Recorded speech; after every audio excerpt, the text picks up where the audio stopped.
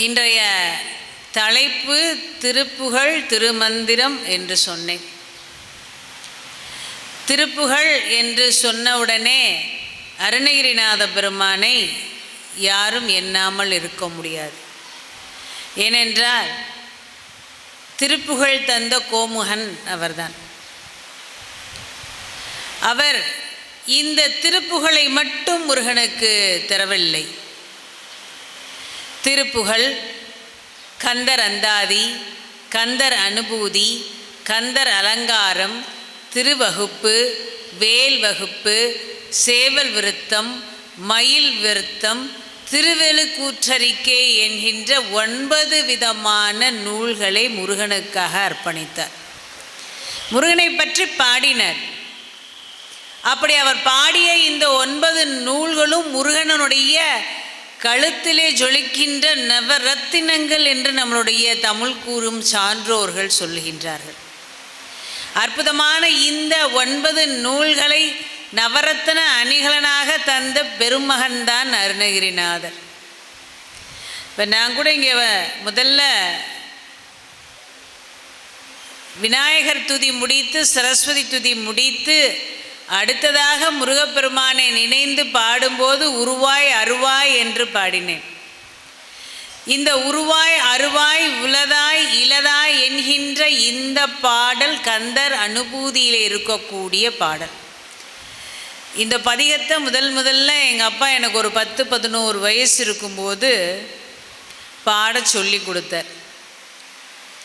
அப்படி பாட சொல்லி கொடுத்து அதை நான் சரியாக பாடி பழகிய பின்பு அதனை மனப்பாடம் செய்ய சொல்லி அதை அவரிடம் ஒப்பிக்க சொன்னார்.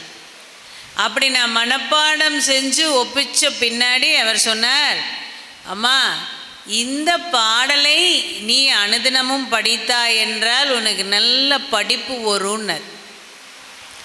நீ நல்லா படித்து பட்டம் வாங்குவேன்னர். அது அப்படியே உண்மையானது. நான் நல்லா படித்தேன். ஒரு பட்டம் அல்ல 2 பட்டம் வாங்கினேன். அத்தோடு இல்லை, நல்ல உத்தியோகம் கிடைத்தது. அந்த உத்தியோகத்திலே கை நிறைய சம்பாத்தியம் கிடைத்தது. இந்த பாடலினுடைய பலன் அத்தோடு நிற்கவில்லை. மனம் முருகப்பெருமானினுடைய பக்தியில் திளைத்தது, அவருடைய அன்பிலே திளைத்தது, அவருடைய கருத்தை பற்றி கேட்கின்ற ஆர்வம் பிறந்தது. அவரை பற்றிய புகழ் பேசப்படும் போதெல்லாம் மனம் முருகப்பெருமானினுடைய பாத கமலங்களிலே சரணடைந்தது.